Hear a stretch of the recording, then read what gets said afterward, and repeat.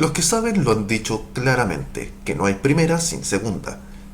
Hoy acabo de grabar el episodio anterior de los consejos del tío Roger, dando consejos acerca de qué tipo de campañas hay y algunos consejos acerca de cómo llevarlas.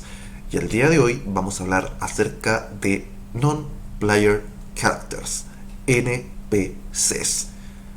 Los NPCs son los personajes controlados por el Dungeon Master o por el narrador o por el guardián de los arcanos o como sea que le digan en el juego que está jugando, y que el narrador, en este caso, o el director del juego, debe llevarlos con un acento característico, tienen una personalidad definida, tienen una historia definida. Así que en este episodio de hoy de los consejos del tío Rior vamos a enseñarte cómo llevar NPCs que sean memorables para todas tus partidas, independiente del juego que sea.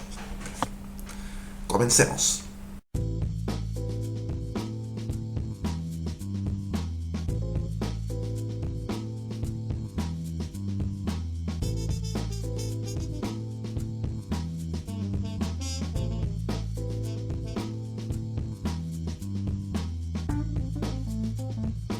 Ahora bien, personajes memorables. No hay forma exacta de que el director de juego pueda desarrollar los personajes bajo su control con la misma profundidad de que los jugadores lo hacen con los suyos, ya que simplemente no hay dos cerebros que piensen igual. Después de todo, ellos solo se tienen que concentrar en un solo personaje, mientras que el director de juego tiene que preocuparse por todo el resto del universo. Ambientes, clima, enemigos, personajes, todo. Pero todo. Aún así, los personajes memorables del director son muy necesarios en todos los juegos de rol, porque estimulan a los jugadores en el desarrollo de sus personajes, les permite al director crear nuevos dramas con cada vez menos esfuerzo y hacen que las partidas en las que aparezcan sean totalmente inolvidables. Esto es así, trabajen los personajes del director a favor o en contra de los personajes jugadores. Los directores de juegos suelen dedicar muchísimo tiempo a desarrollar los archivillanos y a sus ayudantes, pero los jugadores recuerdan a sus aliados al menos tan bien como a sus peores enemigos. El soplón que les proporciona información en los sitios más extraños, o el mismo tabernero de un lugar, o la típica bella moza que les sirve las bebidas en la taberna que suelen frecuentar los aventureros, puede dejar en ellos una impresión tan duradera como la del mortífero asesino que los enfrenta, o el poderoso mago que trata de sucumbir al mundo en la oscuridad, o el poderoso rey demonio que los atormenta. Aquí les voy a dejar una de mis máximas. Los pequeños detalles son muy importantes. El director de juego difícilmente tendrá tiempo para crear todos los detalles de todos los personajes de su juego, y de todas maneras los jugadores no podrán recordarlos todos. En vez de ello, los directores deben proporcionar a cada uno de ellos al menos un rasgo que sea inolvidable, como por ejemplo un bigote tipo Dalí, un ligero aseseo, el pelo largo, una predilección por usar ropa oscura o la manía de lanzar una moneda al aire. Todo detalle que sea recalcable en un personaje, úsalo a tu favor y para el disfrute de la mesa. Vamos a clasificar a los NPCs según el tipo y la función que tengan. Lo vamos a separar en los amigos, los enemigos, el archivillano, los sicarios y los agentes independientes. Vamos a primero hablar de los amigos. La cosa más importante que recordar sobre los aliados es que nunca tienen que resolver los problemas de los personajes en su lugar. Pueden proporcionar y deben proporcionar justo la suficiente información y ayuda para que el personaje pueda afrontar sus propias dificultades, o sea, como quien dice, do it yourself, hazlo tú mismo. La última cosa que desearía para sus jugadores es hacer que sientan que sus personajes no tengan absolutamente ningún peso en la historia, o que puedan hacer lo que deseen y después llamar a un duque o al rey o a una persona de extremada importancia dentro del mundo de juego para que les pueda sacar de apuros. Los directores de juego aquí la van a tener difícil si alguien ha hecho de esta relación un aspecto central de su personaje. Por ejemplo, si el jugador ha gastado puntos de creación de personaje para hacer que este personaje sea el hijo del arzobispo de la Cochinchina, entonces va a tener todo el derecho a esperar que éste le ayude contra la Inquisición, por ejemplo. El director debe decidir qué impacto quiere que tenga este aliado dentro del juego o dentro de la historia y encontrar una razón por la que no pueda hacer más. Puede hallarse también bajo la presión de los enemigos de turno, tal vez desee enseñarle una lección a su hijo, o quizá incluso sospeche de que este hijo puede ser un hereje, creyendo que la Inquisición o los malos de turno sabrán lo que es mejor para él. Naturalmente, el director es libre para hacer que los personajes deban ayudar constantemente a sus aliados si no desean perder su amistad. Este método es un gancho excelente para cualquier historia de cualquier juego de rol que se precie de tal, y puede ser usado infinitas veces. Por ejemplo, si un personaje conoce a un traficante de armas del mercado negro, este puede pedir la ayuda de los personajes cuando una de sus ventas le enfrenta con la justicia. Los personajes pueden descubrir que la justicia está tratando de expulsar al resto de gremios del planeta para únicamente quedarse ellos, y deberán planear qué hacer respecto a ello. Con un poco de suerte van a actuar antes de que uno de los agentes de la ley se revele como un monstruo oscuro y agresivo empeñado en destruir el mundo entero. Sin embargo, el mismo aliado no debe ir siempre buscando la ayuda de los personajes. Tú como narrador puedes mezclarlos y dejar a los aliados en un papel secundario. Por supuesto, tú también como narrador deberás tratar de hacer de los personajes memorables. Intenta desarrollar sus relaciones con los personajes hasta el punto en que los jugadores quieran ayudarles y alejarse de su camino para hacer su vida mucho más fácil. Por ejemplo, si los personajes se hacen muy amigos de un sacerdote que les da sus bendiciones todos los días, pueden desear comenzar un drama en el que traten de ayudarle a ascender a ser el cardenal de la ciudad. Esto significa desenmascarar la relación de su rival con una banda delictiva, pero no debería ser muy difícil, ¿verdad? Hay muchas formas, de hecho, para hacer que los aliados resulten simpáticos. Haz que aparezcan ante los personajes cuando los jugadores no tengan ni la menor idea de qué hacer a continuación y les puede ofrecer una ayuda esencial, como una guía, lo que se conoce también como personaje deuteragonista. Puedes hacer que confraternicen con los personajes. Por ejemplo, si un mercader necesita pasarles cierta información, entonces los puede invitar a comer a su casa, presentarles a su familia, ofrecerles un suculento banquete y decirles en ese momento lo que necesitan saber. Este tipo de representación les puede llevar tan solo 15 minutos, o más incluso, dependiendo de qué tantas ganas tengan los jugadores de interactuar con sus personajes y hacerle preguntas al mercader de turno. Pero deja a los personajes con una grata impresión sobre este contacto. Esto debe ser tu prioridad número 1. Así, cuando el día de mañana vean al mercader arrastrándose vestido con harapos y les diga que «Oh, ¿saben qué? Me acaban de incendiar mi casa y mi familia ha desaparecido completamente», ahí los personajes van a tener una muy buena razón y harán cualquier cosa por ayudarle. Porque después de todo, es su buen amigo. Así de fácil funciona. Ahora pasemos al otro lado de la moneda, a los enemigos. Alguien que compita con los personajes por un artefacto perdido, por ejemplo, puede ser un villano adecuado. Puedes hacer de él una criatura oscura, un ser maligno, y ya tendrá un mayor gancho. Si a esto le añades una pizca de su deseo de desacreditar al grupo del joven noble de turno, va a ser todavía más interesante. O si incluso tiene alguna rencilla o una especie de rivalidad con alguno de los personajes del grupo de jugadores, más todavía.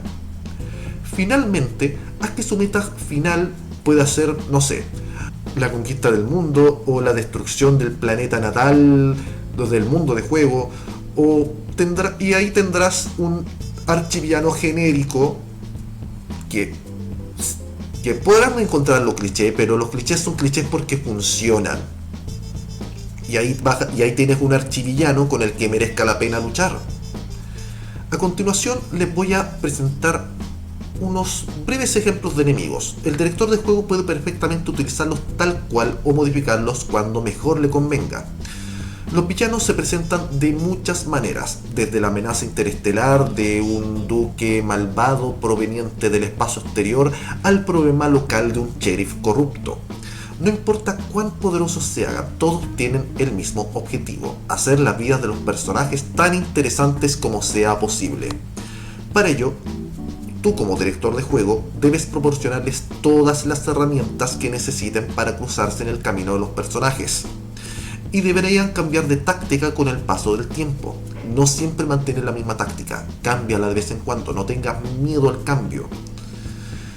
Porque después de todo, si los personajes ganan experiencia, ¿por qué no iban a hacerlo sus enemigos? Si los personajes se hacen fuertes, ¿por qué los villanos no pueden hacerse más fuertes también? Y así equilibrar un poquito la balanza. Aquí les dejo otra máxima. Proporciona siempre una justificación a tus villanos. Nadie se considera un villano en su sano juicio. Incluso los más psicóticos asesinos en serie pueden justificarse sus acciones a sí mismos. Tus villanos deberían hacer lo mismo. Hay una razón para hacer lo que hacen, y conocerla va a permitir al director representar estos personajes con mayor profundidad. Vamos a hablar del primer tipo de enemigo, que es el archivillano.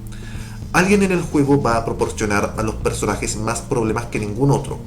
Puede que no sea el villano más poderoso del juego, pero será el más memorable, lo que en algunos juegos de rol conocen con las siglas BBEG, Big Bad Evil Guy, o una traducción aproximada al español sería el malo malísimo, el archivillano.